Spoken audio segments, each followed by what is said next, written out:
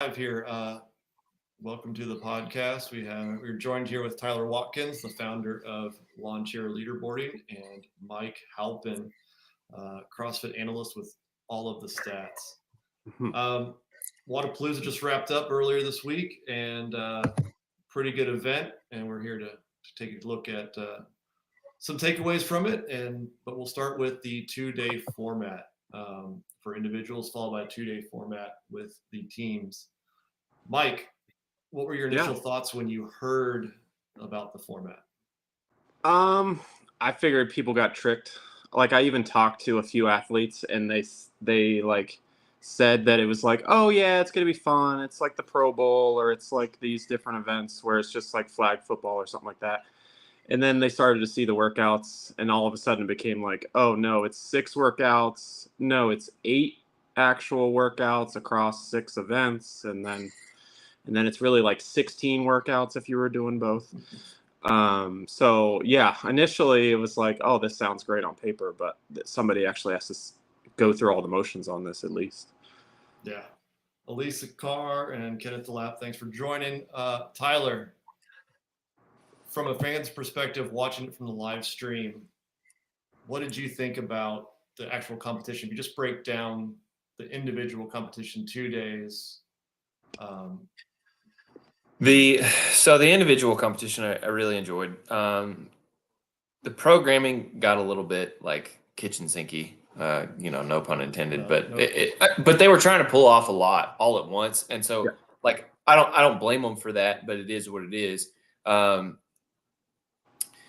The programming was good. I was really focused more on that competition than I have been in a long time. Like I was in depth, like I was running the back end of the Lawn Chair Leaderboarding, the fantasy app. And so, I was enthralled a little bit more with it. Now, when it came to teams, I sort of lost interest, and that interest kind of went with some of the elite athletes who decided to pull out, which, I mean, like I spoke on this before. I did not, I don't want to say I predicted what happened, but I was like, there's just no way these athletes, like they're going to get through the second day individual and they're going to be like, I don't want to do team anymore. It's just so much. You're asking a lot of the athletes. Yeah. So I don't know. It's like I want to defend Dylan, and I want to defend what they were trying to do. I understand, like from a salesy point, like you get all these elite athletes, you get to see them on team. It does seem like killing 2 birds with 1 stone, but I just don't think you can do it the way that they try to do it. So I mean, like I don't ever see them doing this again. But I do think it speaks to something different. We can get into that later, but that's sort of my thought of the weekend as a whole. Yeah, I mean, Bruce Wayne, Wayne, you were not late, and got to meet good old Bruce. Yeah, I did too. Good dude. On that, like I said, on paper, like before the event got going, and then even midway through, when you would see like Brent and Pat like near the podium, or Ricky or Roman, who were in there as well. Ricky obviously won the whole thing. It seemed like no hesitation. They just jumped right back in. So, and you can even see it on the men's podium. 1/3 of the athletes on the team podium were in the individual. I mean, Roman, Pat, and Brent were on there, and they went through all of that. So it's a little bit different on the men's side. Like I think Dylan and Sasha and them that put all this together, like it was a big bet to say like, okay, we're gonna get all these guys out there and women, and we're gonna see what they can do. If hopefully they aren't killing us on the other side of this, saying they were tricked or anything like that. But on the men's side, they actually did well. On the women's side, not so much. We saw a few athletes have to drop out, like Emily Rolfe. We saw athletes that just didn't make it through the weekend, like Rich's team. But and then on the women's side, they didn't think that was from the programming itself. I mean, no, yeah, like I mean, that was a lot of double unders with the heavy rope. But I mean, Emily, she got through as much as she could, and then she's not going to sit there and struggle through a team event just to do it. So on the women's side, they didn't have anybody in the top 7 teams that also did the individual. So we could see a bit of both next year, I would wonder, or for exactly how they do like the selection process and exactly how they promote this to elite athletes and athletes that qualify on like what they're really in for when it comes to these events. Yeah, I mean, I do know a few athletes were a little frustrated. They did not sign up for as much volume as was done. So it'd be interesting to see. That hints at Rogue too, because that was the same takeaway. They were like, wait a minute, we basically just did almost the games and we didn't sign up for that. And then it was the same thing. Yeah. I mean, I think any good coach with a little foresight would have been like, my immediate thought was they're going to do a lift. They're going to do a heavy lift in both. And you're asking it. So you're going to ask them to do that as an individual. How are you going to differ that in the team? And then like, you're going to ask them to do that after they just competed as an individual. Like from a programming standpoint, I was just like, man, this is going to be tough. Yeah. Yeah. Yeah. I mean, I was expecting kind of 6 workouts each, maybe a part A, part B that wasn't as much volume. But when you throw in basically 8 scored events on each, it was quite a bit. Do we think that we'll have as many try to double dip next year? No, I think it's a one and done. They'll change it up. They might go back to what they did before.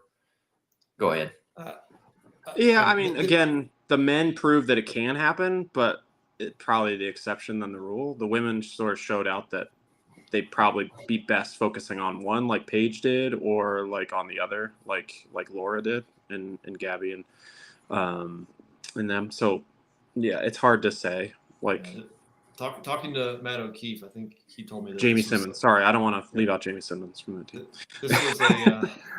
This was something that they've been kicking around for years. It was the East Coast Classic, had the one-day individual followed by one-day team. So I think they were trying to mimic that, and they've been floating around, and Dylan took the chance to go with it. I mean, I think it was great for the fans. You got 4 days of great competition, especially on the women's side of as many super teams that weren't on the individual. They went team, and that was good. And I can't fault Dylan for that. Dylan tries new stuff, and that like of the takeaways from the weekend, like I always appreciate Dylan and the Loud and Life team for trying new things. Did this land 100%? I don't think you can say no. I don't think you can say yes to that 100%. But like, yeah, there were parts of it that were good. So I cannot fault Dylan for trying new things. Yep. All right, we'll move on to fan experience. So Mike and I were in Miami. Tyler, you were hanging out with the live stream, managing volunteer leaderboarding. We'll start with you, Tyler. How did the live stream come across? Were there any issues that? When it was on, it was good. Yeah. Oh, It's got to be on. I mean, I don't want to say anything, but it's like it's the elephant in the room. It sucked. Whether there was some talk that it wasn't actually AWS's fault, whose fault it was, it doesn't matter. When the live feed was on, it was good. There was some weird camera angles and stuff from time to time, so like focusing on athletes, but you get that. But it looked good. Sorry, I've got.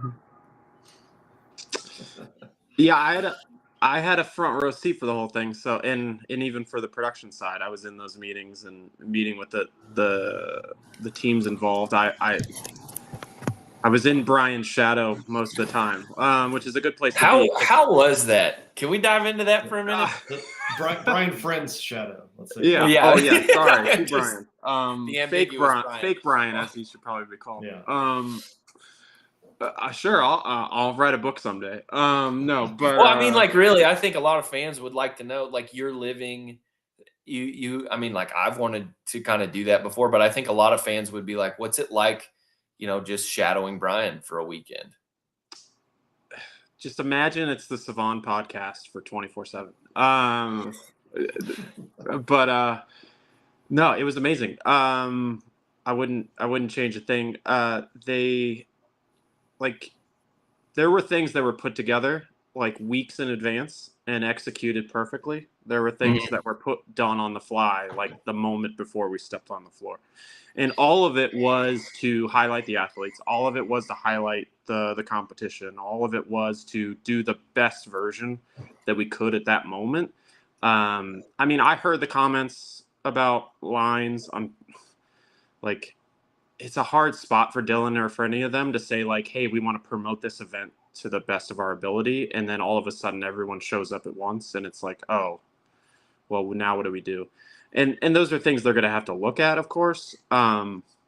There's obviously a lot of Monday morning quarterback sort of stuff to say like, oh, they could have done this or that, or sold tickets this way or that way.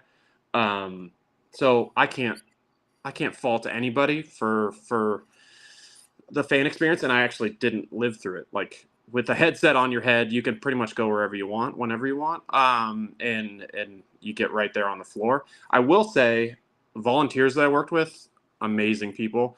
All the people that were working the spotter team or scouting team, whatever you want to call it. If you want a front row seat for an event, like get in early on volunteering. Like, I don't know that I'd want to be a judge, especially if you go watch any of Hiller's videos. But being on the media team or being on like some of the equipment teams or different things like that, you got to see these events and work with these athletes and work with sort of the organizers in a way that like nobody could. And yeah, you do get to watch everything directly from the floor. So if you didn't like the lines, if you didn't like the weights for the bathrooms or anything like that, I would say there's a lot to be done on the volunteer side and to make the whole thing better. Brian, you had a press pass, right? But you sort of lived the fan life more than anybody else did this weekend.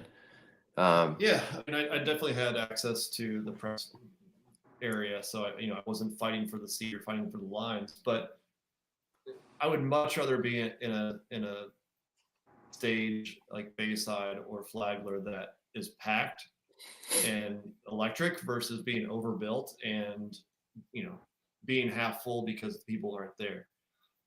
Even the RX side of things, they got to enjoy a full stadium, right? Because they were usually coming on right before the elites did. And so, I think I was in a conversation with one of the guys that was one of the organizers on Sunday, and they said they are evaluating how to, seeing what's happened, they're already in the process of figuring out how do we make this accommodate more people so we don't have this again. Again, it was the first time where the elites were going to be going without any other elite stages at the same time. Yeah. Oh, they didn't think about the funnel that created. Yeah. Right. Because you bounced back and forth between Flagler and Bayside basically all day. And then all of a sudden that's shut off. Yeah. Right. And so now you have everybody wanting to go to one stage versus splitting it up. And the same with Tina Hills. Like that thing was packed. Like every angle that you could possibly see the floor was packed. And then even the press pit was people everywhere with cameras. I almost stepped on a camera quite a few times. And I looked behind me once and it felt like it went all the way to the street behind the buildings that were behind Tina Hill. Like it was packed. They were pushing like VIPs into certain areas because obviously they paid for those tickets or those seats and they kind of had to do that. But I mean, Brian, talk about this. You had the best seat in the house at Tina Hills. And, I did. Every time. And anyone could have been in that spot. That was not the press section. That was being on the side of the stage section. Well, it was technically press. That was technically that was section. Okay. It was, but for the individuals, they didn't have it blocked off. Oh, okay. Yeah. And so I was right there for Guy, as most of you have probably already seen. And I was nervous about going back for the team lift, figuring, okay, people probably have seen this. They're like, okay, I'm going to go get a front row seat. I got right back to it. And so everybody wanted the front row, like to face head on versus getting the side angle. And yeah, I mean, it was fantastic for my perspective. Oh my gosh. Yeah. One thing about fan experience I do want to say, it's like that Wodapalooza is the only thing that feels like regionals in 2014 through 2017. It's the only thing that comes close. And it's like, it's kind of easy because it is Miami. So it's easier to pull people down there. So it really makes you think how they pulled people to Cincinnati like that in 2014. But I mean, like, so when we talk about fan experience, it's like, how can it be better? How can it be worse? Well, we do need to have the caveat of like, it is the best one. Oh, by far. I mean, you go there, you walk around the vendor village, and it's just athlete after athlete. They're walking through the vendor village. You go to the games or even semifinals, you're not going to see them, right? I mean, unless they get cut, and even if they get cut, they're probably in a bad mood and don't really want to spend too much time with that. But they're not shuttling around in their Super Bowl, right? They're just walking around. You have to get to the athlete area. You walk through the vendor area. You can go all the way around to the other side, the north side, and enter. But nobody does that, right? They're all in the hotels on the south side. Right. You walk through and hang out with the vendors and hang out with their sponsors, and you can go meet them and take pictures with them. It's just, I mean, going down there is definitely, if you're a CrossFit fan, it's a bucket list item, I would say. Yeah. I think there's a piece as well for this being a community event and like how much else was going on. And then, as you said, Brian, like, suddenly there was nothing going on but the elites. So you get people there all day. There's I got to talk to Will Plummer a good bit, and he obviously is involved with the Savon podcast. Like, he was there for the scaled. Like, I think he got 4th in the scaled. He got number 1 in the L-sit. It was pretty impressive. But like, his mom was there. Like, she's not going to go watch the elites, but she wants to go watch her son, obviously. And there's probably hundreds or thousands of people that were just there to compete or just there to see their family or friends compete. And then it's like, okay, everything's done for the day except for the elites. Let's all go watch the elites. Like, that's the idea that likely a lot of people had in their heads is, I want to go, I want to compete, and I want to see Vellner and Roman and Ricky and all of them show off. So I think there is likely a piece of that Dylan and others will have to look at, is like, how exactly did they ticket some of these events to say, like, hey, you're getting in to watch the scale division or the RX teams division or some of these divisions versus you're getting into a VIP to watch the elites. Because if everyone that they sold a ticket to sits in every seat,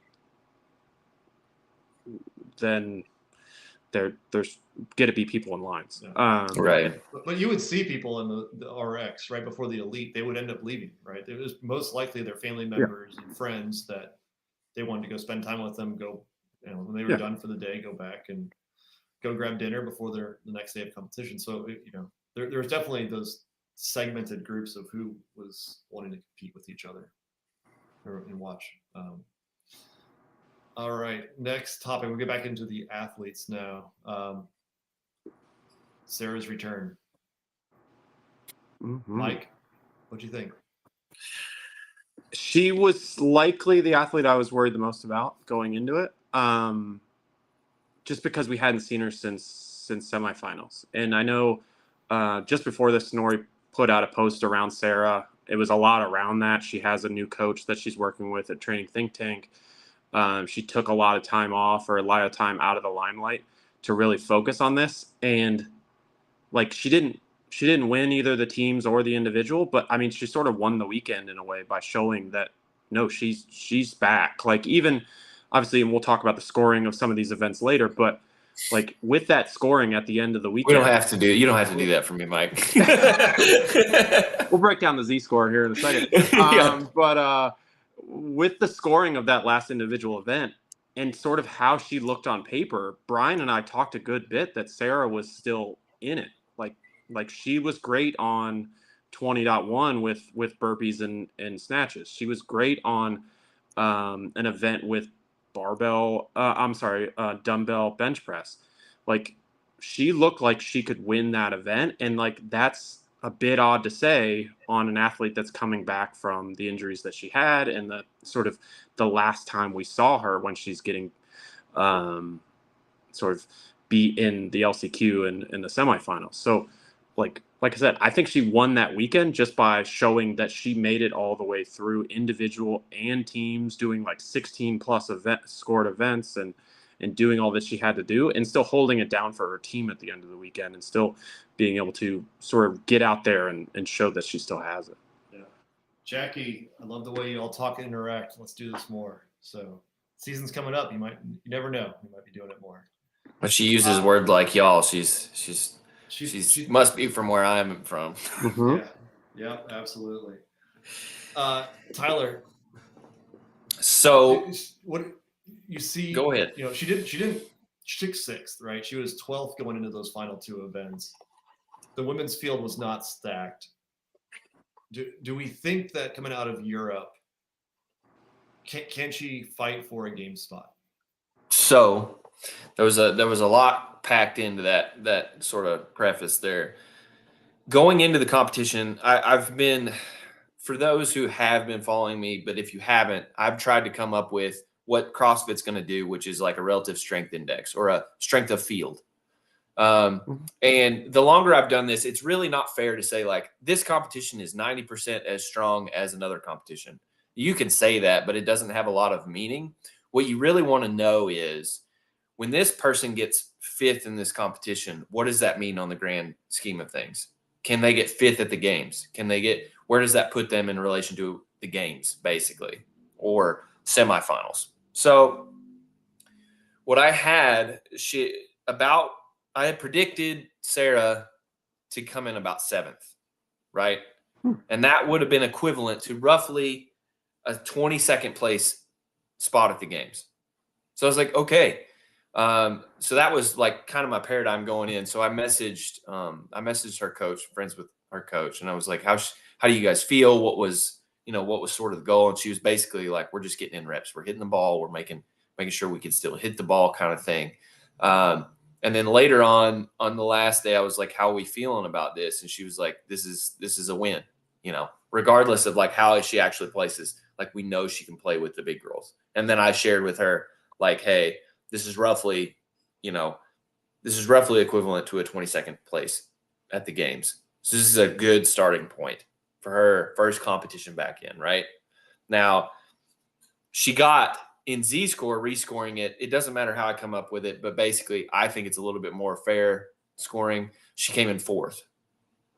Now that puts her up to roughly like a 19th place position, maybe a 15th. What events caused that? I'd have to look at it. I didn't look that deep into it. Okay. Yeah, but I can't quote it that quick on the show. But yeah, she did do very well on the long chipper. Right. Yes. So some of the running events, she did great on the team event with the running. She was moving fast. Yeah. Maybe top 5 or something like that on the team run. Let's see. She would have benefited from almost every single event. She would have gotten more points. Yeah, just scanning through it now, she did much better on every single point, except for the handstand hold, which is like, okay, that one was easy to screw up.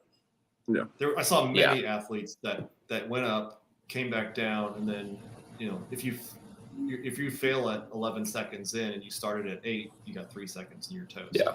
Versus somebody that maybe have gotten back up right before the 10-second cutoff, and then they go for 30 seconds and they end up middle of the pack. I think the challenge for her this year is going to be like I've been around her a few times in training environments, and I can feel that she very much wants to be at the top, right? I mean, most of these people, they want to be the best. That's what drives them. It's going to be to kind of contain that and just get back in the game. I think next year we could see a full 100% Sarah. I think this is good. We could see her in the top 10. Right now, she's giving me signs of top 15. That's what I see. Those are conservative speculations, if you will. So that's my take on Sarah. Squat, her 3-rep overhead squat that she did on the team competition was 225 pounds. According to Snorri, that was her lifetime 3-rep max. Yeah. So, we talk about her, maybe trailing off, not being as competitive, but she's lifting just as big a numbers as she ever was. Right. Which is good. So I don't think it's for her. I don't think it's the body. I don't think it's the knee as much as it is the brain. and keeping everything calm and keeping focus. And I didn't get to watch her on the sidelines that much or leading up to events. Problem with running the app is I don't get to watch as much CrossFit. But I wanted to hone in on that stuff. What was her body language like before events, after events, when she did well, when she did poorly? I think those are indicators for Sarah more so than physical presence on the field sometimes. Every time I saw her, she was in a great mood. She was having a lot of fun, especially on the team side. She was in the interview I got with her. I mean, she and her teammates were just having a blast. Yeah. And that was Saturday night. And so, I mean, I think that hopefully gives her a better mindset or helps her when it comes into heading into semifinals this year, that she can use that and get into that spot. But I think you're right that she's probably not going to be fighting for first or second, but that's okay, right? Like, get back on there, get back into the games, and then anything can happen. She needs to change. She needs to delete everything that she knew before about CrossFit almost and come in with a fresh slate. And that's going to be a hard thing to do. Yeah. Yeah. And I mean, it was good to see that she could focus through an entire competition. I mean, she got through all of semifinals, but I mean, last year at Wodapalooza, she had to back out. Some other competitions she'd had to back out, or you see her just pull back a little bit, maybe.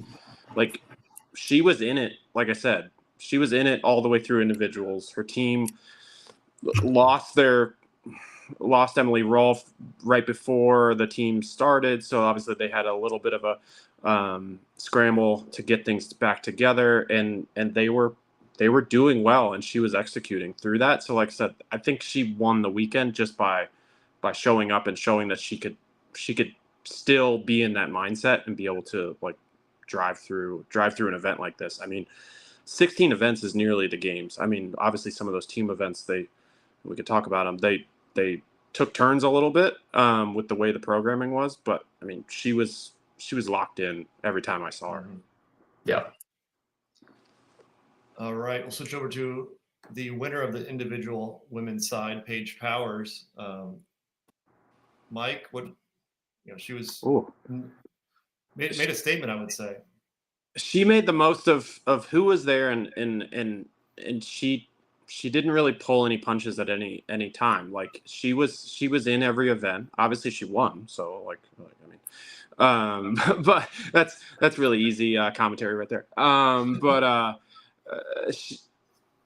she did the most with what was there, and by that I mean, like, you can look at it on paper and go, well, she was 25th at the games. The best athlete in this field from the games was like 16th or 17th.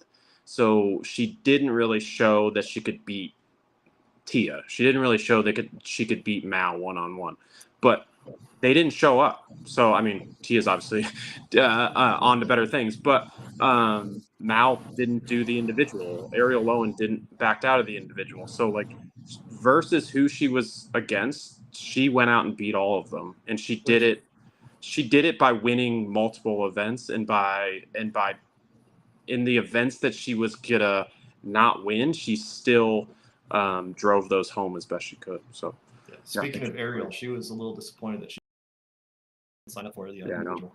So right. I mean, right. With $75,000 gone. Right. I mean, I asked a couple of them, and that they'd already made their decision, right? And obviously you can jump in there at the last minute, but I think you're going to be frantic if you do that. Maybe a little bit of regret. Like, yeah, I would have been fighting for the 75,000. Maybe it'd been worth it if I had jumped in last minute, but it would have ruined my training for a week or two, and that's not what I was coming here to do. It's hard to say that. Say no to $75,000 though. Yeah, I talked to people around Ariel a little bit. She had already said to Carrie and to Alex that she would do the team side. She wanted to obviously focus on that and keep her commitment there. And I think that is a case where athletes were starting to look at how much programming they would have to do, how many workouts they would have to do, and she wanted to do the best she could on the team and really show out on that side. But I understand we're talking about Paige, and I want to get back to Paige, but Ariel and some other athletes, like, what were maybe you thinking there? You could have had at least some sort of extra payday. Yeah. Just So by the showing one up. thing I would bring it back to Paige, looking back at their games events, right? She was middle of the pack for a lot of the events. There's nothing that she stood out at. The one thing I would say is the events that she didn't do well in were the longer events, the capital, trying to blank on a few others, but they were the longer style events, not the shorter ones. And outside of the chipper that we had, they were all in the shorter time domain. So thinking to the games, is that where she needs to put her focus in the next few months? Yeah, I mean, she's just young. I think her just being at Mayhem and putting in training, like she's improved a ton already. But that was obvious to me. So like one of the things that I can do. So first at this competition was worth about a 17th place finish at the games, right? Based on the data that we have and who all was there, right? So then what I can do, since Z-score is based on how far you finish above your competitors, kind of speculate on where you end up, how far you are away from everyone else can speak to how much better you could do at the games, right? So, I mean, Danny was her nearest competitor. She was 60 points behind her in Z-score, right? So she can probably get top 15, I would say, right? And that's much better than what she did last year, right? And she did okay at Back to the Future, which was the longest event, right? Mm-hmm. And okay at Miami is like 20th at the games, right? So okay, that's not bad. You're not bad at the thing that you sucked at now. So she's getting better. Mm-hmm. Yeah, I mean, Yeah, Alyssa, and the confidence boost from this win will cool. do wonders for her. I 100% agree with that. Yeah, like I said, she went out and won. Like she showed up, she registered. Like, I mean, it's sort of like just showing up was half the battle there against this women's field when others didn't. And then like who she went against, she beat them all. So like she beat Danny, she beat Emily. Emily did have an injury late in the game there, but like she went out and executed and did what she had to do. With that, do I think she's podium contention? Do I think she's top 10 contention at the games? Like, I think she'd be in the top 10 conversation for sure. Just based on what she was able to do here, what she was able to string together. But she's also in North America East, which obviously is a big talking point for me when it comes to a lot of these athletes. So, oh yeah, I forget about that. Getting through some of this new system will be difficult for some athletes just based on where they live. I mean, that many athletes in Tennessee, you're going to see that she may have some concerns with semifinals. So talking about where she's going to end up at the games may be a little too soon, but if she makes the game, she's definitely shown that she can string together enough events and enough event finishes and wins to really stick in there with these other athletes. Yeah, that hopefully we'll hear some more about the calculations in the next couple of weeks. So then we'll have plenty to talk about. Yeah, right. We'll see. I've been holding my breath for a long time. Can Ricky win the games? Can Wiki win the games? Can Wiki win? Wiki.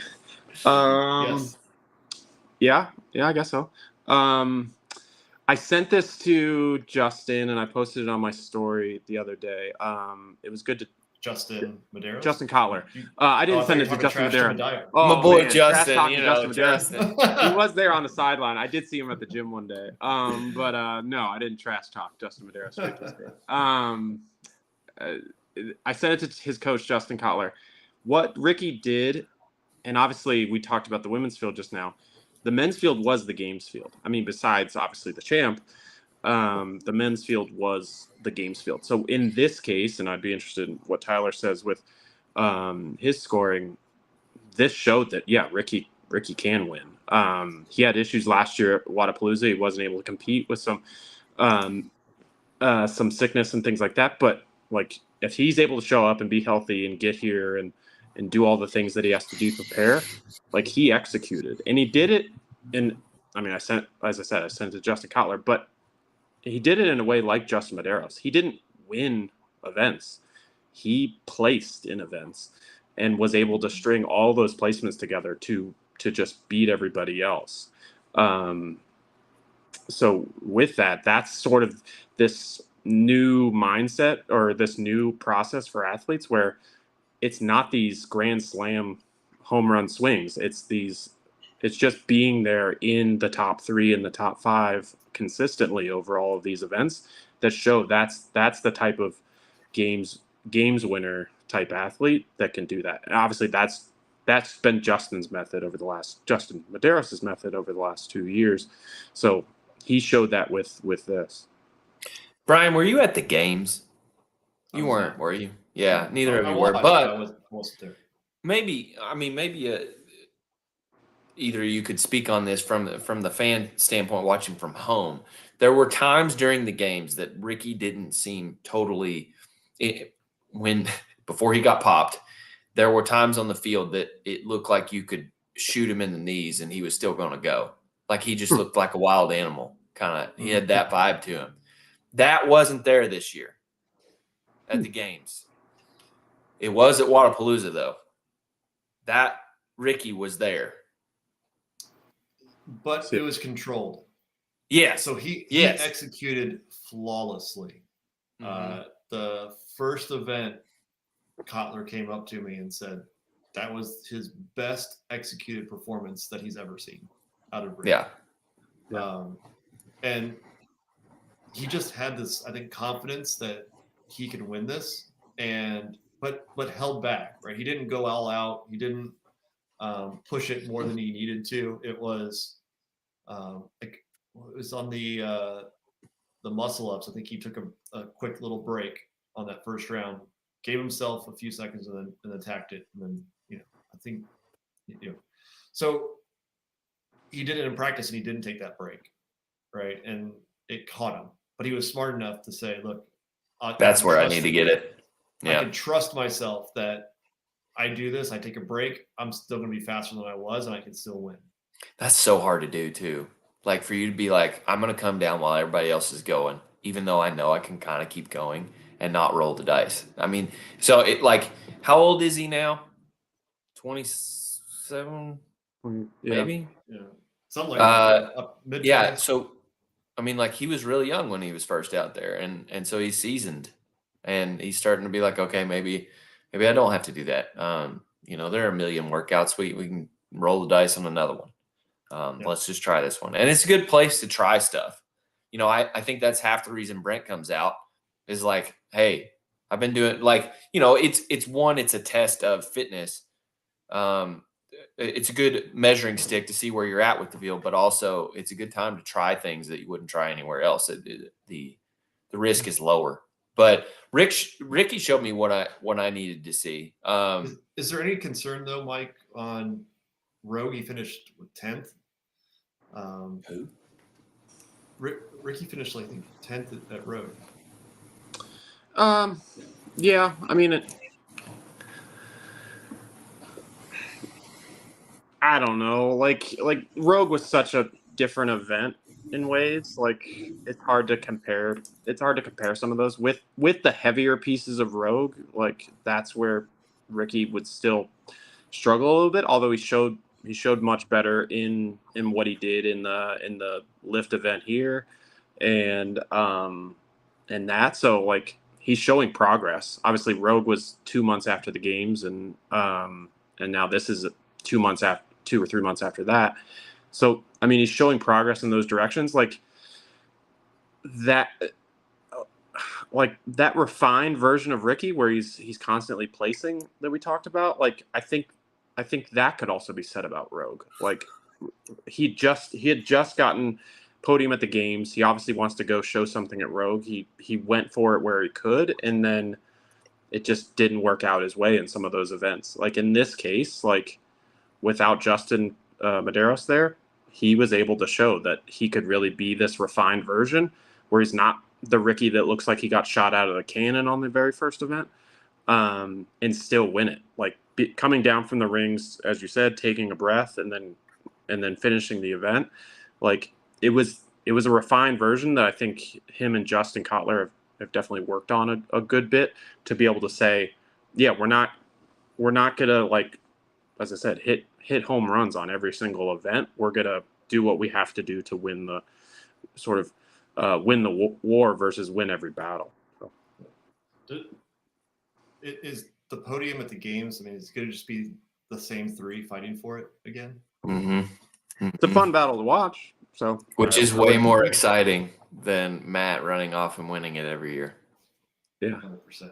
Yeah, way more. People actually giving it to the champ, and it not being like the commentators having to explain the minimum work requirement in the final events is a much better place for the games and for the fans than some of the previous years. Although it's fun to just see somebody destroy events and destroy every athlete in the field. So. Yeah. Shifting on to the teams. Definitely want to talk about the team workouts. Before we get to that, the competition itself, I mean, we just talked about, it's fun to see it come down to the last moment. Tyler, did you enjoy watching the team competition on the stream? Obviously the games can get a little tough to watch because they're always long and you don't know everybody, but with the firepower that we saw, was it better from your perspective? There were good moments, for sure. I don't know. It's always kind of hard to follow. They did a pretty good job programming the workouts and visually. My one big complaint was that before we get to the scoring system, that the point of that seemed to be, we want to create a little disruption. We want to, if you really sell your soul on these workouts, you can possibly make up a big difference. But the problem was, and I know Mike was working on this on the damn, field of play there, but it's like, what they should have done is like something should have popped up visually, right? And said, this is how far this person is out of second or first or whatever. That could have been planned out better. And so their execution, what they were trying to do was really cool. The execution and the presentation wasn't there. And so I really liked it, but we needed more out of it to get the gravitas of the whole thing. So. Yeah, I think with the team workouts and the way they were scored, there wasn't much, obviously, worm. There wasn't any worm. It wasn't really like that sort of team workout where it's like not a team competition. Yeah, like can't be a team competition without worm.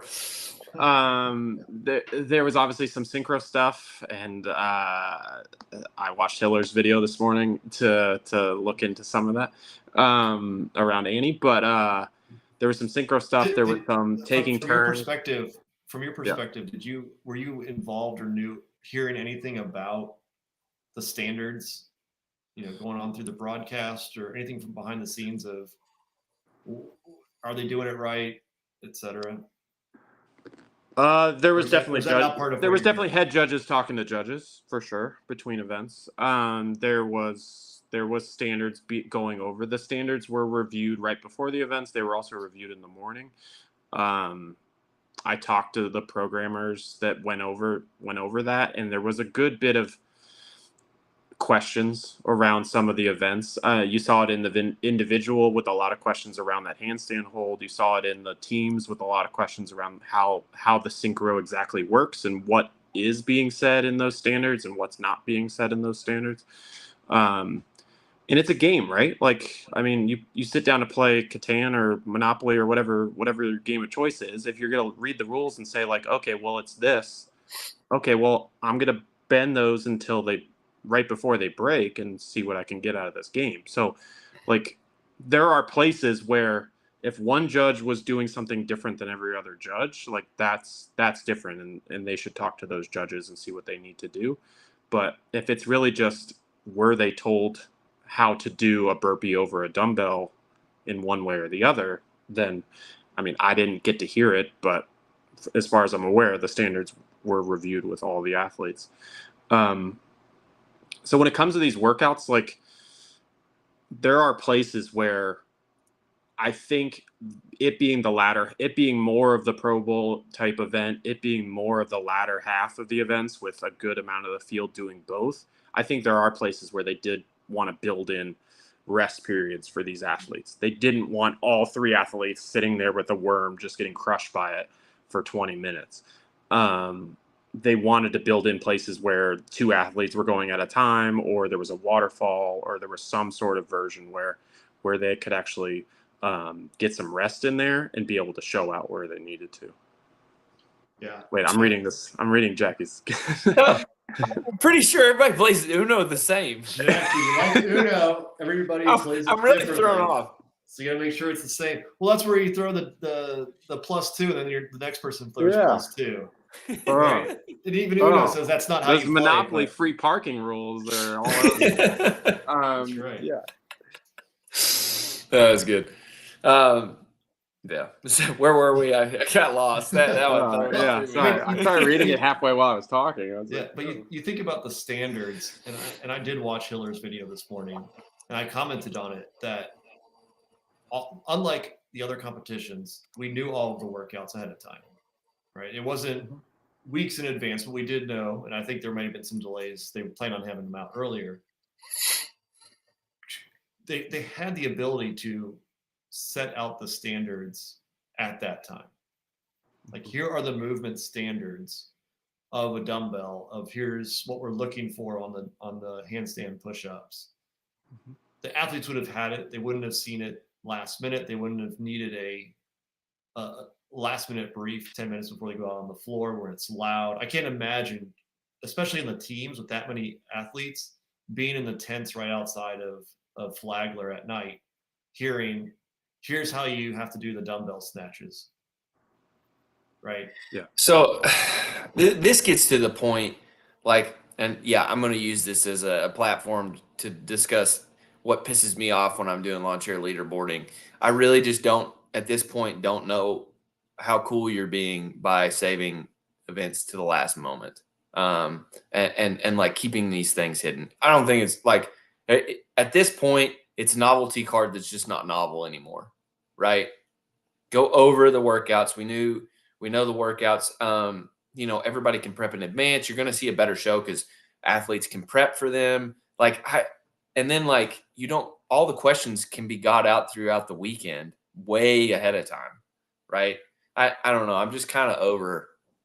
Let's just keep everything secret. Why? And there were events where days before the standards were being reviewed and discussed. So there were places, obviously they had to take it day by day in certain places. They weren't going to talk about the last event on the first day in full, but there were places where exactly some of the rules around the events were definitely being discussed with the programmers, with the commentators, with Brian and I, with others, to say, like, how should this work? How's it going to look on camera? How are the athletes going to understand it? Like, is there just going to be people on top of each other?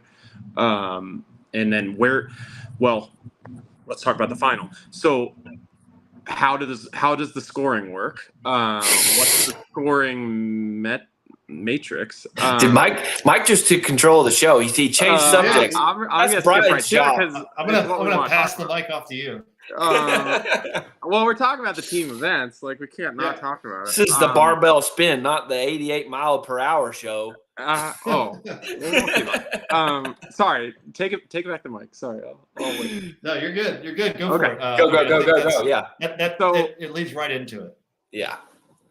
So the final teams event. Obviously, there's a lot of people around that. There was Hiller's video about Annie and her burpees over a dumbbell. There's who finished when. There was the scoring as it happened on the field. There was the scoring and just what it looks like in the last event. All of those things considered, the scoring was out there before the event. Like, if athletes were surprised, okay. Well, sorry. That was the thing. Souza interviewed Ariel, and yeah. I'm pretty sure after the event, I'm pretty sure Ariel didn't know. Like, it's context clues, and you could argue it either way, but I'm pretty sure, like, based on what she was saying, she didn't know. Yeah. Did they ever announce it on the broadcast and talk about it? Yes. Chase talked about it. He covered it in depth.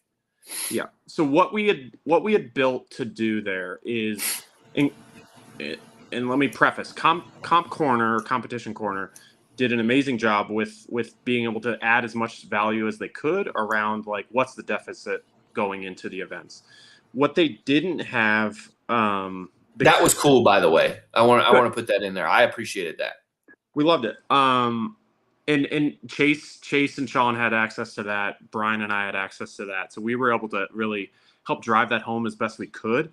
But with an event like an AB event like that, they couldn't pull all the judges off the floor, get all the cards, run them all through, and then say like, okay, now I'm doing this off the top of my head. Now BPN is only up by 30 points. There's only a minute rest between on MOP. There's a minute rest. So like what we had built, though, I think minute is enough time. No. Like you can do that fast. I'd love to be able to show you like what they had. They had these clickers that actually went back to the truck that would just count reps and count time. Right. But like saying unofficial, and that unofficial word was said quite a few times, is the best anybody could say in 1 minute. Yeah, I'm not saying it has to be firm. I'm saying, unofficial still gets the point across. I think the hard part, though, is if you do that and it is unofficial and you're saying, Team BPN has to get first place and the daughters need to get third and BPN wins. And then that happens and you say, and then it ends up unofficial. Sorry, we were wrong. Oops. Yeah, right. And you see it cross. And you see Annie finish in third and everybody thinks it's BPN and then they go, my bad. They were off just by kidding. a point. That's the second math. So that would be good. Yeah, I see what you're saying. So we built a process for Brian and I to be able to calculate and recalculate as they finished from our vantage point, by the way, as they finished what their points differential was. And we were communicating that to Chase and Sean in the booth, as well as the producers and competition corner and a few others that were in the same channels. And that's how they were able to say like, hey, they started off, I'm using the wrong teams, I think, but they started off with negative 57 down. Now they're negative 30 down or something like that. Or negative 45 or something like that, because 12-point differences. So that was able to be done, but just in a single minute, where like the best we can say is like, we think it's this. That also then doesn't include any sort of disputes, any sort of like photo finishes, any sort of questions around like, was it the first athlete or the last athlete that needed to cross the line? Did they have to touch the wall? Did they have to touch the chess piece? Like, where did they actually finish the event? And so that's what you actually saw as the women's heat was ending, was a lot of questions around who exactly crossed the line when, and then what points they get. Because of that point spread, they actually ended up tying. It then went down to who won more events over the weekend, and that was again. But it was the best version that we could do with what we had in front of us to be able to give that value to the fans and to the people viewing. I don't know that the fans in the seats got that same value really. Because they weren't able to hear Chase and Sean and what we were eating. We were too busy watching the fire. Oh yeah, the fire dancer was the best show of the whole thing. That's always the struggle too, because it's like, I don't know, like you go watch a band and they sound totally different live from some bands don't, but some bands sound totally different live than they do in person. And it's a little bit of the same thing here. It's like the in-person competition, you're getting so many different things, but most of the time, I like watching the competition from home better. I think you get more coverage, more different things are being shown to you. You just get different things, though. I think one of the things that could have been done was like, Mike, you were there doing it real quick. Google Sheets, feed that up to Chase. He can then, the first minute to probably 2 minutes of that workout, like, it's just mostly talk. Like you don't know anything yet. You don't know who's breaking out. And so you can kind of cover it sort of slowly. You can say this is all speculative, but if this is correct, this is what has to happen on this workout. And maybe you pop up a little graphic, Chase's speculations. Yeah. But I mean, there's a lot of prep. What I do like about it is no one's ever done that before. And so now we're asking these questions. Like because we see something that could be exciting. How do we make it the best that it could be? Yeah. And we've been talking about the team, but when we did the individual, fake Brian came up to me and said, I think Sarah has the ability to get the podium, right? Because of the scoring table change. Yeah. And so myself and Barkley were standing there, and we were typing on our phone the order as the athletes were going through, trying to get a sense. And Brian was writing it down too, if he could. He wasn't sure if he was going to be, what he was going to be doing for the broadcast at the time, but he was trying to get a sense for that to pass up, I think, to Bill, right? On the individual side of where are these athletes coming? Because he thought that if Sarah wins this, she had the ability to be in the podium position. So he really wanted to be able to provide that context for the broadcast. Yeah, and that even shows the evolution that it was 2 days apart. Like we on the individual side, we did that on paper and we're communicating it over headsets. By the team final, I built a spreadsheet that Chase and Sean had access to that Brian was filling out that actually said, if these are the finishes, these are the current points differentials. If these are the finishes, this is how much the team needs to win. So if we did that a month before versus as the fire dancer was ending, we probably could build that a little bit further. But again, that was in addition to what I just want to say, that was in addition to what Comp Corner was doing. And Comp Corner was doing amazing throughout the weekend.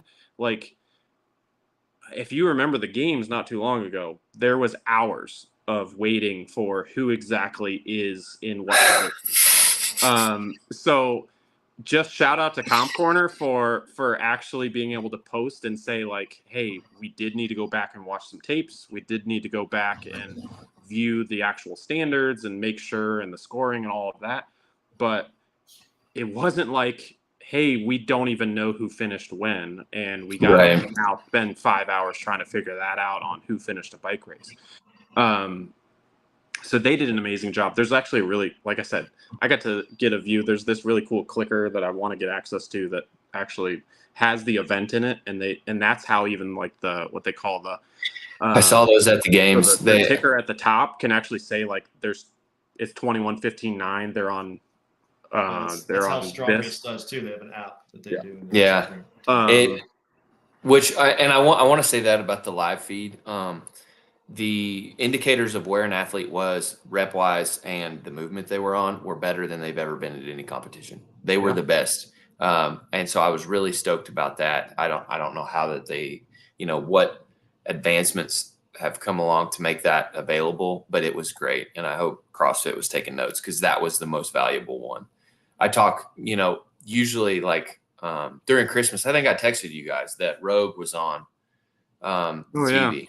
And I was watching it with my family who doesn't know anything about CrossFit, and they were like, what's going on? And I was like, they're not visually making this appealing or understandable to anyone at home who doesn't know. So if it's a way to get viewers who don't already do CrossFit, you're not going to do it, because they're just not, they're so lost. Yeah, well, I will say this though, because we did have Strongest AI on after Rogue. They were having some internet issues communicating back and forth at the venue. So yeah, it wasn't a strong thing. It was the way the video was cut. So they had totally changed the live feed that we saw during Rogue, and they tried to fit it into a TV spot, and they just took a lot of the context out. And it was like, you guys botched the hell out of this. So it was not a strong. It was different than what they had on. Yes. Okay. Right. No, I'm not pissing on them. So the scoring table itself, Tyler, do you like the fact that somebody like Sarah Sigmundsdóttir could go to the podium with 2 back-to-back workouts in the final event with an adjusted scoring table? So we've done this before. I don't love cuts, but they have to happen. You've earned your place there. The problem is the workout choice at that point where an event's literally worth double almost, like 5 places. There's a difference of 5 places if you get it during a regular scored event versus that one. I mean, like that really starts to matter. So what that scoring table did was sort of make it unfair, because there was actually a moment, I think it was between the men's teams, where somebody finished like a second off of someone and they got like 16 or 12 less points. Not fair. Right.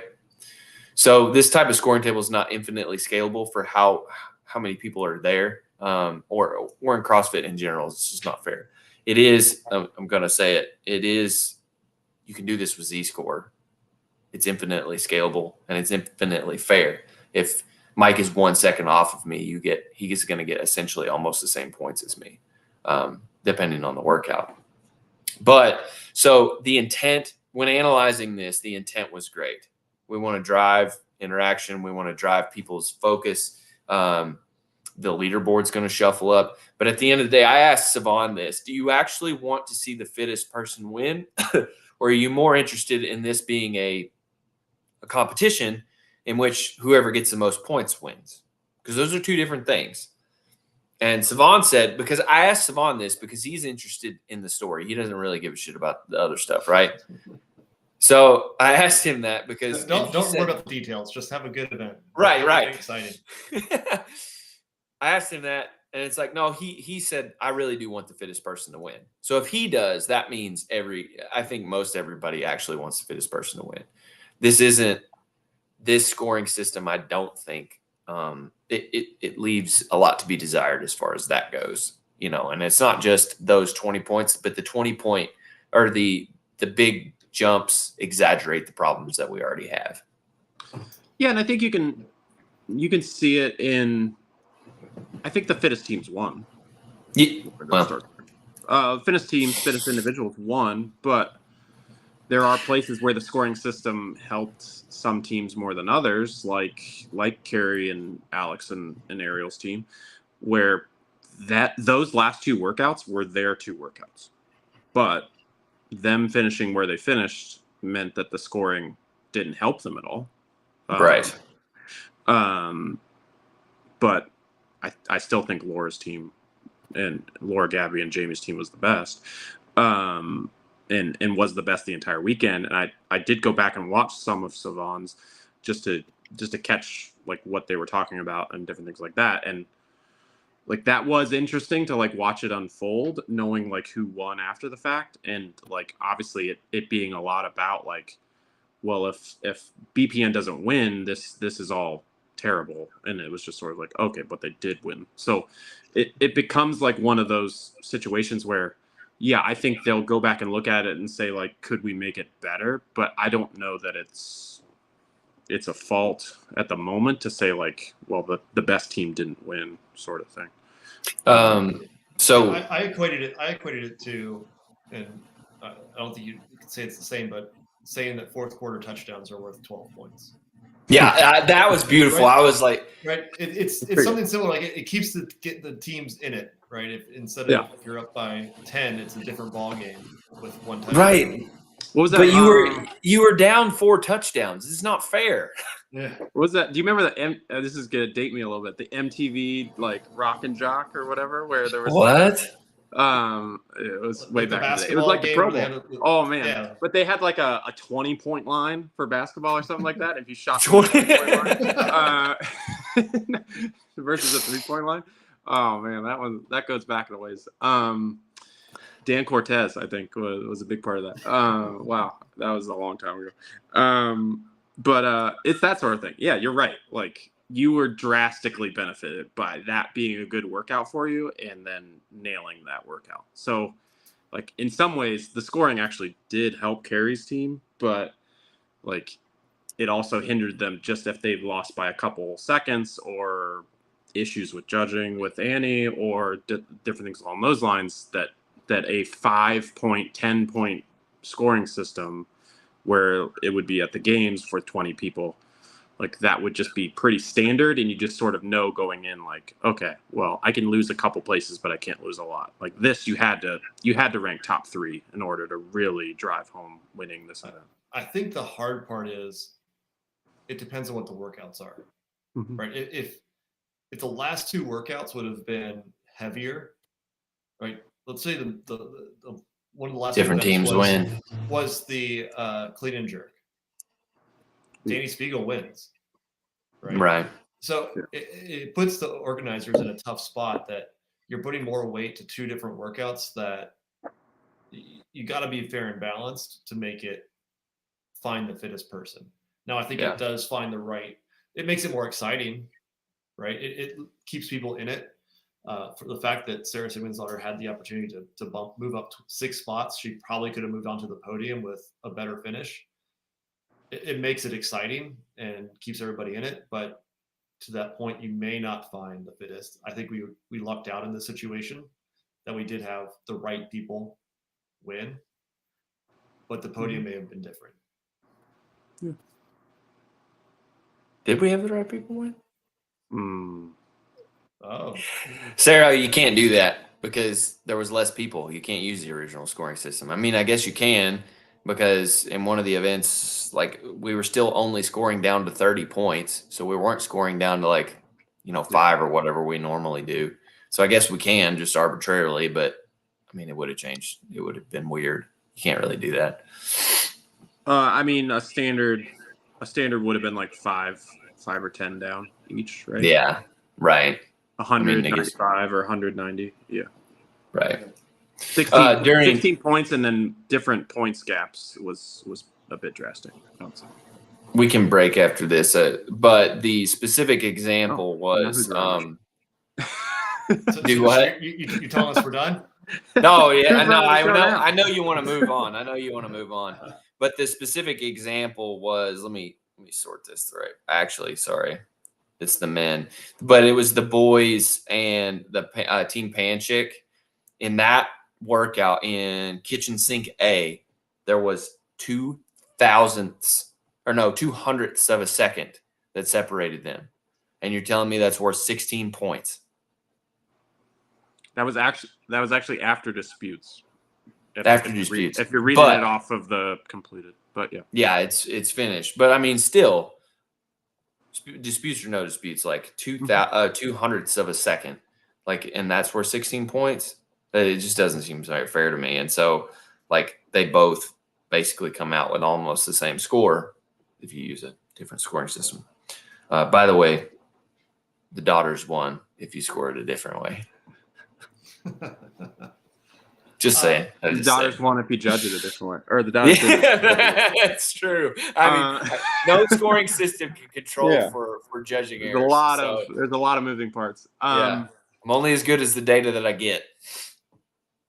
Mike, on the men's side with Noah in the end, what happened with that? I mean, did he contest? Yeah. Did they review the video and look for it, I guess, and that's what happened? Yeah, they went back and looked and saw that they did. My understanding is they went back and looked and they saw that they did all the reps and that Noah was actually right. He wasn't screwing up and getting up too early. That being said, they contested it all and they still ended up in the exact same place where they were because the point system was the point system.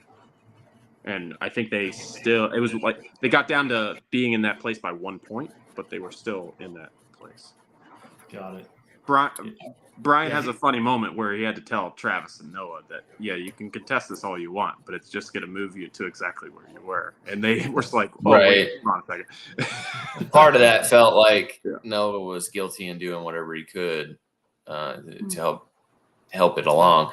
No, there was some confusion. I was standing next to him, probably about 10 feet away after that, and he went and told, I don't know who he was talking to, but he was trying to explain what was going on between him and the judge, and that's why I thought that he was probably going to contest it because they delayed.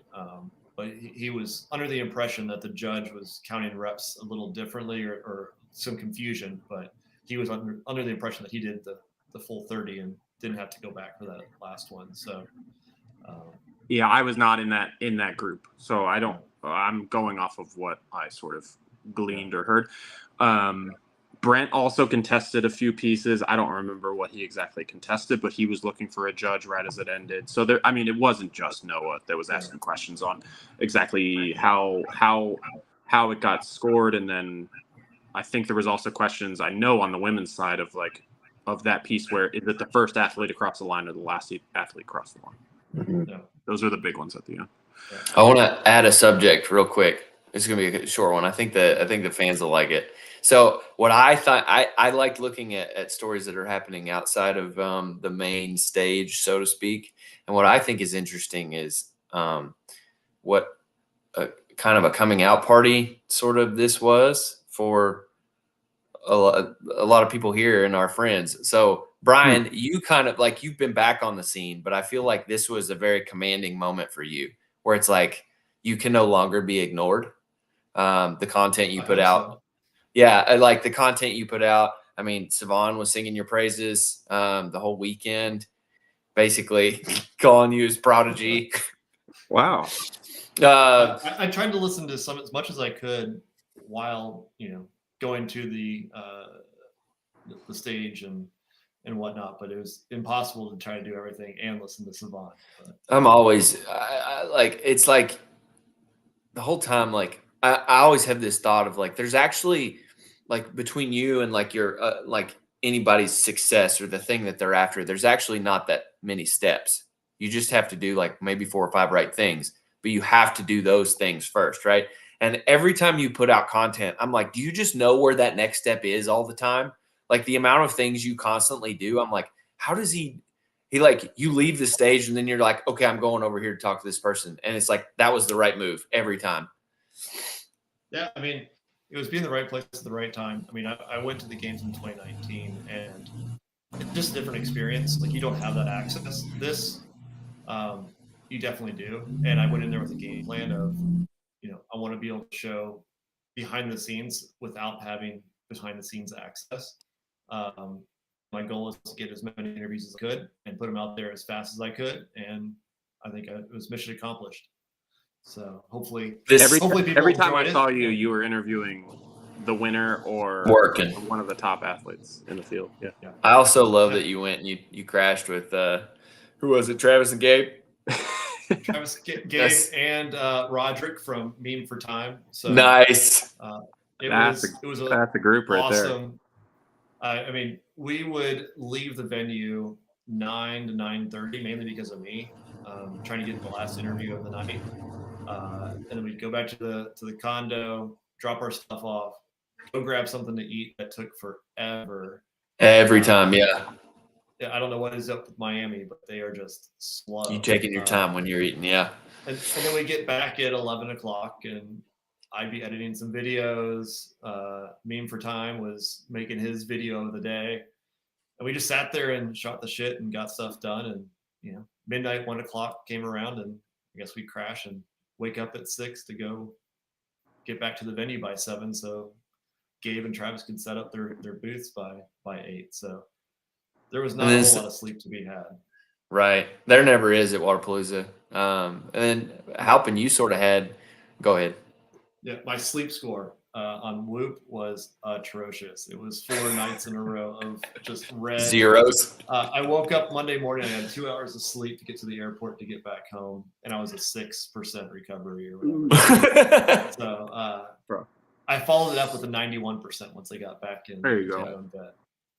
Mike, you sort of had the same thing. Like, I mean, you've been around like right behind me, but you've been like you were I think a month or 2 behind me when you started producing content. But you've done a lot of stuff with Lauren on the MCU universe stuff, and but like this felt like a different thing for you.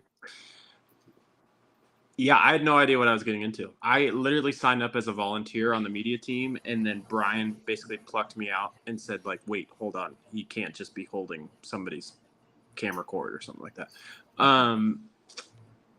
And so suddenly I was like in the thick of it and in meetings that I can't imagine. And like, I'll tell you guys about sometime, where all of that we talked about for the last hour was talk through, like, and it was like Chase or Bill or Sean asking like very detailed questions on like who's going to win or who are we looking at, or who's the best at DB bench press, or who's gonna really struggle through some of these workouts. And then also on the floor, like I was Brian's shadow in a lot of ways. It was like a bit odd at times where I would just be like seemingly right behind him, but like I wouldn't trade any of this for the world. Like being able to actually see how Brian picks apart a workout is like a fan experience that I hope anyone else ever gets to experience, because like there are moments where you're just like, how did you even like call that? Like, how did you call that somebody was going to get out of the water third or get into the water fourth, but come out of the water first and like actually be able to pass everybody? Or how did you call that somebody's going to go unbroken on such an implement? Like, and then also getting like this volunteer access, or getting some of this access where I was the one that had to go and check everybody's rowers and actually see like, wait, how did Tola's team maybe row in 20 seconds? Maybe not row in 20 seconds. And then same with the lift events. We tracked every single lift. Like that is the like. Yeah, I appreciate that you guys did that, because that gets lost a lot. That is the holy grail of lift events, because like if you look at like the other total, There's so many. Yeah, I'm such like still on a high that I'm like geeking out right now. But it's like if you look at like the other total or any like CrossFit team lifting event where they just do these like totals, like you don't really get to celebrate like Tola doing 407 or some of the women athletes hitting a PR, because it just looks as like, okay, well, they did 1,100 pounds. Like you can't really tell who did what. So getting to actually do that, it was a dogfight most of the time actually doing it. Well, but a lot of people don't know behind the scenes, like leading up to any competition, Mike, Brian and I are looking for those figures. Like how we can use like certain correlates to make a judgment call, and it just doesn't exist. And so it's like with the quarterfinals, with those 3 lifts, it's utterly useless. Like you don't know who hit what. And so when you wrote those down, I was like, thank God, because we'll be able to use those going forward. What's a field capable of, especially for the men's, because it was So I mean, through that, like, I'm hoping I get to do more events. We'll see how the semifinals or some of these events coming up go. But like I said, I think I said it earlier on, like if you are any way interested in these events and getting to do some of this stuff, sign up to be a volunteer. Like I said, wouldn't be my first choice, but that's for a very thick-skinned person. But but if you can get some of that access, like the thing that I've found in this industry, or whatever you want to call it, in this sport, is we look at a lot of other sports and see it as like Tom Brady's and Aaron Rodgers and all of these people where there's these untouchable levels. But really, like with this sport being the size that it is, like I can talk to basically anybody. Like I put out a post that is a real post that I reached out to Brian Friend in May and just said, hey, how can I do this? And then here, less than a year later, I'm standing side by side with him, and we're actually breaking down events and doing all these things and jumping on shows like this and working with you two. Like it doesn't happen in any other sport or any other industry to be able to actually have this level of access with very little like prove it or years of being in the industry to just say like, oh, I was able to have an interview with so-and-so. Well, that's the thing. Like I told Barkley a year ago, or not even a year ago, during leading up to the syndicate, he had messaged me. He had, for people who don't know, he's also an analyst. He has a few different stats. He was sort of like, after I wrote a couple of my stat papers, he kind of took some of those and ran with them. But I told him straight up, I said, if you want to do this, anytime you want to do something, just be somewhere, be there, because you end up bumping into people. People are way nicer in this sport, I think, than probably any other sport, but you can just meet people, and these connections that you have pay off in the long run. Nothing might happen that day, but it will happen. And so you just have to be there. And even if you just want stories, like I think a lot of people, like, they might just want to bump shoulders with athletes, and it's like, that'll happen if you just show up. And that's sort of what aggravated me about the semifinals last year, was just like, so many people were there, and I'm like, Wodapalooza is magical because, and I use that word magical, but it's like, it's magical because everybody's there. Right. Anyway, Yeah, sorry. I think you're right. I mean, if you want to get involved, to your point, Mike, volunteering is the easiest route, and I'm sure with hard work it gets noticed. They did a whole piece on I'm just drawing a blank now. Dylan? On Dylan at the award ceremony, right? How he started out as just helping out. Next thing you know, he's the CEO. Yeah, running the whole thing. Running the whole thing. So it's a different environment. It's bigger now, but it's really, at the same time, it's still small and a great community to get involved in. And Barclay messaged me, said, "I'm going to go down there. Do you need help?" And I had an extra media pass, and I was so happy you did that for him. I was so tickled that you did that. So it was great. He was fantastic. I mean, sometimes I was standing outside waiting on interviews, and he was feeding me information of, hey, here's some storylines. If you can catch these people, these are the people you want to talk to and interview. It was awesome, right? So there's so many ways to help and get involved, which I think was fantastic. I was texting. He was looking for advice beforehand, and I was like, just don't listen to me. I get in trouble every time I go anywhere. So I go places I'm not supposed to. And yeah. So thank you, guys. That was Wodapalooza 2023.